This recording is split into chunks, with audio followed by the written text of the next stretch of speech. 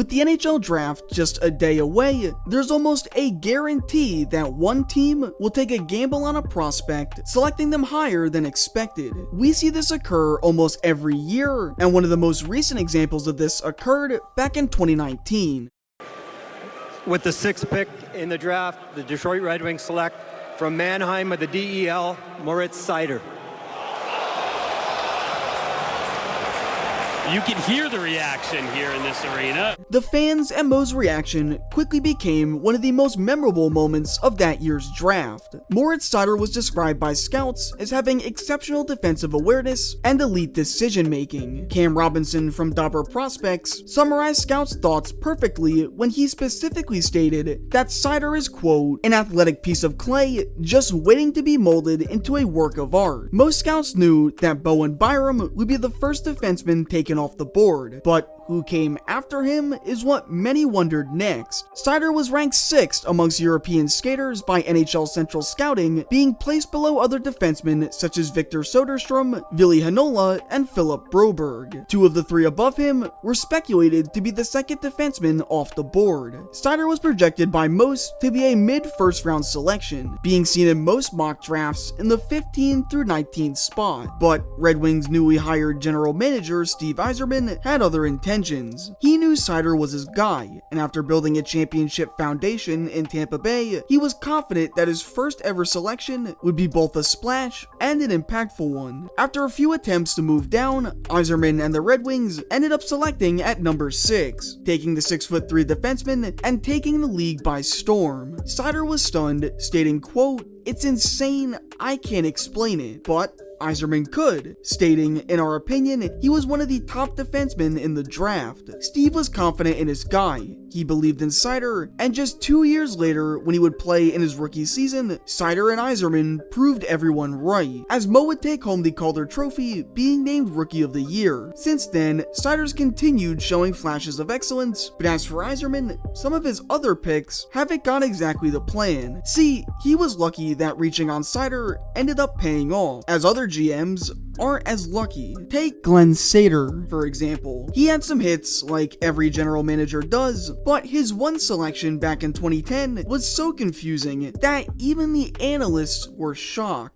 So let's hear what he's got to say. They like New York Rangers select from the WHL Moose Jaw Warriors, Dylan MacLeod. Oh, there's the rough guy. I thought That's like toughness, he always has. they like tough guys, and they got one. This pick sent shockwaves throughout the entire panel. As Pierre famously stated, I don't think there's many people on the floor that can believe the Rangers just took Dylan McElrath. I really don't believe that. A lot of teams that are sitting at 11 and 12 and 13 and 14 are most certainly going to be saying, we couldn't believe that Brandon Gormley or Cam Fowler were available, and you know what? They'd finally be telling the truth. the names he mentioned that he argued should have went before him were Brandon Gormley and Cam Fowler. Only Fowler ever amounted into anything, as both Gormley and McElrath became complete duds. The problem with the 2010 class was that most GMs were still trying to adapt to the modern game. They weren't quite sure what type of defensemen were needed in order to stop the more faster, agile style of play, and assumed that the bigger, stronger, yet slower shutdown defensemen were needed in order to do so. What actually was needed were defensemen with strong defensive awareness who also possessed speed, something the 2010 defensive class clearly lacked. Eric Goodbranson going 3rd overall only further proves this, but with McElrath, he was taken for his pure physicality. New York believed he was going to be a feared checker who, although wouldn't provide much offense, would back it up with his grit and hard hits. What they actually got were just 36 games full of average play and a boatload of penalty minutes. Soon after his brief NHL stint, he'd be buried in the minor leagues before getting shipped off to Florida in 2016 and then jumping around AHL teams. He's now a member of the Hershey Bears and recently won the Calder Cup as the captain of the team.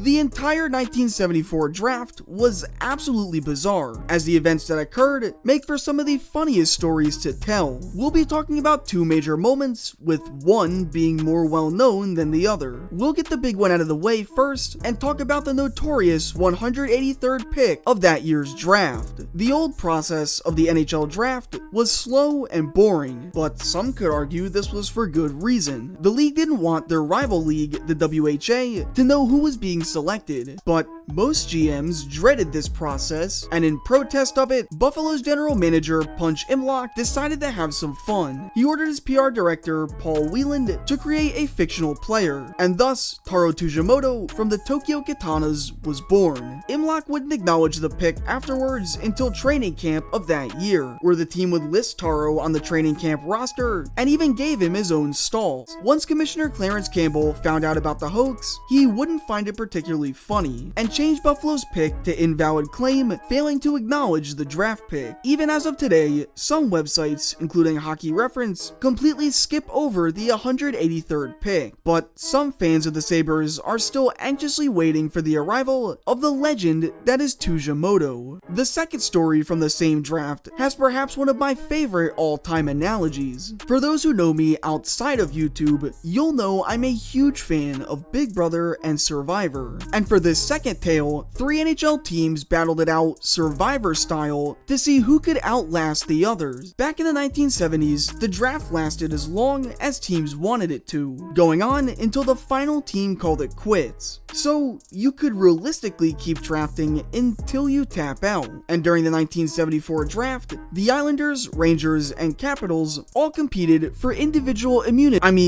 To see who could draft the longest.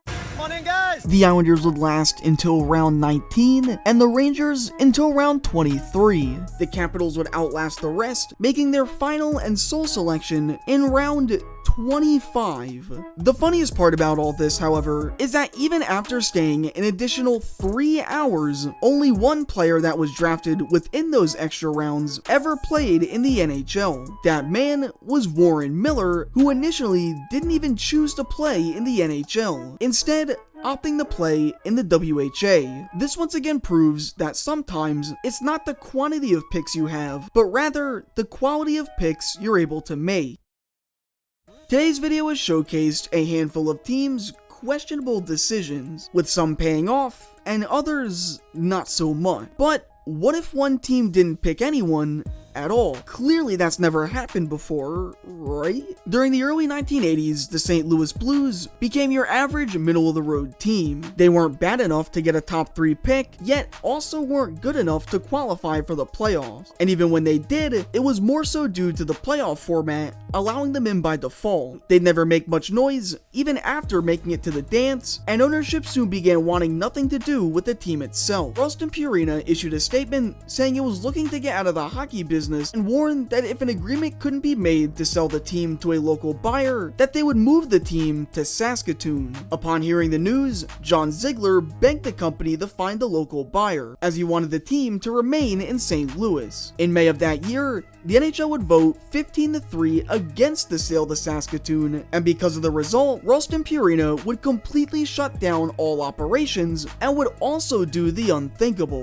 The 1983 draft was held on June 8th, and due to the dispute with the NHL, ownership refused to send a representative to Montreal to attend the draft. Their entire table was empty and no one showed up, meaning that for the first and only time in NHL history, a team would not attend the draft, boycotting the league and forfeiting 10 draft selections in the process. A day after the draft, the league filed a counter lawsuit against Ralston Purina after they attempted to close down all operations, including trying to sell all of the players and even the equipment. 17 other NHL teams also filed a suit against the Blues, and after all was said and done, thankfully, a man by the name of Harry Ortist put together a group to buy and keep the Blues in St. Louis. But because of the boycott, they missed out on a ton of potential star players if they were to pick them. Names that got taken within the 9 rounds they forfeited included Esa Tikkanen, Uwe Krupp, Dave Lowry, and Rick Tocchet. But one name stands out amongst the rest, as taken in the 10th round of that year's draft was a goalie by the name of Dominik Hasek. If only St. Louis didn't forfeit their selections, perhaps he could have ended up in the blue and gold. And